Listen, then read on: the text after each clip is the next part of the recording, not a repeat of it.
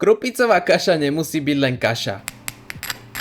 Dnes si z nej spravíme chrumkavý dezert. Do mlieka ide cukor, vanilka a štipka soli. Všetko zahrejeme a postupne prisypeme za stáleho miešania krupicu. Celé povaríme 5 minút, tentokrát chceme trochu hustejšiu konzistenciu. Odstavíme a vmiešame maslo s citrónovou kôrou. Trochu kaše rozmiešame so žltkom, vlejeme späť do hrnca a znova poriadne zamiešame. Vylejeme do misy s papierom, zarovnáme, prikryjeme a dáme na pár hodín do chladu. Vyberieme z misy a pracujeme opatrne, lebo je to dosť jemné. Orežeme okraje a nakrájame na rovnaké štvorce. Rozpálime si prepustené maslo a krupicu dobre opečieme. Použil som túto hybridnú panvicu od Fabiny, ktorých sa dá teraz takmer za polovicu. Pri takto jemných veciach je super, že sa neprilepia, ale stále chytia krásnu kôrku. Ku koncu pridáme maslo a kúsky ním polievame. Vyberieme na mriežku a maslo z panvice si odložíme. Super je kúsky ešte jemne posypať cukrom, otočiť ich touto stranou naspäť na suchú panvicu a nechať pomaly skaramelizovať, vďaka čomu sa na povrchu vytvorí tenká, lesklá a krásne chrumkavá vrstva.